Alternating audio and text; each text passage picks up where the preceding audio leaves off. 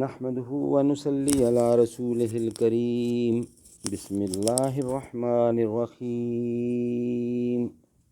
دعا ہر حال میں کارآمد ہے، اس کا ایک حصہ بیان کیا جا چکا ہے، اس کا دوسرا حصہ حاضر خدمت ہے۔ ہر آدمی اپنے طور پر اپنے الفاظ میں اللہ تعالیٰ کی تعریف کرے، اس کے لیے کسی مخصوص الفاظ کی قید نہیں۔ ہم صرف سمجھانے کے لیے کہ اللہ تبارک و تعالیٰ کی تعریف کیسے کی جائے، یہاں اس کی مثالیں لکھتے ہیں۔ مثلاً اے آسمانوں اور زمین کے بنانے والے، چھپے اور کھلے کے جاننے والے، بزرگی اور بخشش والے،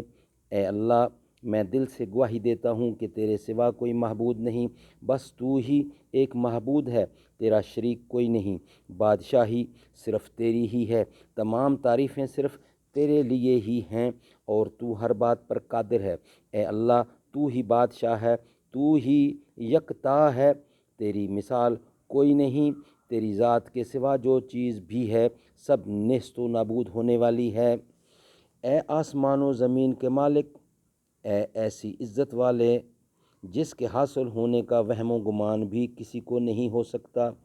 اے فکر کے دور کرنے والے، رنج کے زحل کرنے والے، مجبوروں کی پکار سننے والے، اے دنیا و آخرت میں سب سے بڑے مہربان اور رحم کھانے والے، بس تو ہی مجھ پر رحم فرمائے گا، تو مجھ پر ایسی نعمت فرما دے کہ تیرے سوا مجھے کسی دوسرے کی مہربانی کی ضرورت نہ رہے۔ اے اللہ تو ہمیشہ ہمیشہ زندہ رہنے والا ہے، کبھی فنا ہونے والا نہیں، اور تیرے سوا تمام مخلوق ایک دن مرنے والی ہے۔ اے وہ ذات جس کو آنکھیں نہیں دیکھ پاتی اور جس کو خیالات نہیں پا سکتے، اور نہ بیان کرنے والے اس کی حمد و ثنا بیان کر سکتے ہیں، اور نہ زمانے کے حوادث اس میں کوئی اثر پیدا کر سکتے ہیں، اور نہ وہ گردش زمانہ سے ڈرتا ہے۔ پہاڑوں کے وزن، دریاؤں کے پیمانے، بارشوں کے قطرے اور درختوں کے پتے سب اس کے علم میں ہیں، جو ان سب چیزوں کو جانتا ہے، جس پر رات کی تاریکی چھاتی ہے اور دن روشنی ڈالتا ہے، جس سے آسمان دوسرے آسمانوں کو چھپا نہیں سکتا، اور زمین دوسری زمین کو، اور نہ سمندر اس چیز کو چھپا سکتے ہیں جو ان کی تہ میں ہے، اور نہ پہاڑ جو ان کے پتھریلے جگر میں ہے۔ اے وہ ذات جو ہر جرم پر گرفت نہیں کرتی اور پردہ دری نہیں فرماتی،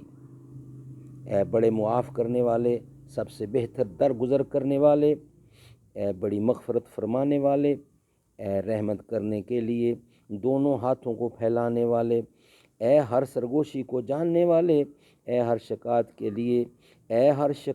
کے لیے آخری بارگاہ،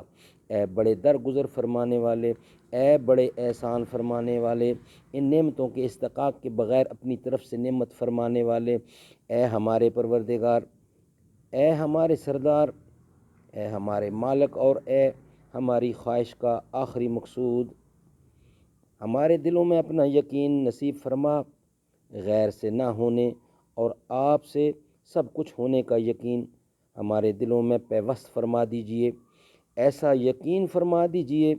ایسا یقین نصیب فرما دیجئے کہ آپ کے حکموں پر عمل کرنے اور سارے عالم میں اس کو پھیلانے پر جان و مال اور جذبات کی قربانی کرنا آسان اور لذیذ ہو۔ آمین ثم آمین، بجا خاتم النبیین صلی اللہ علیہ وسلم۔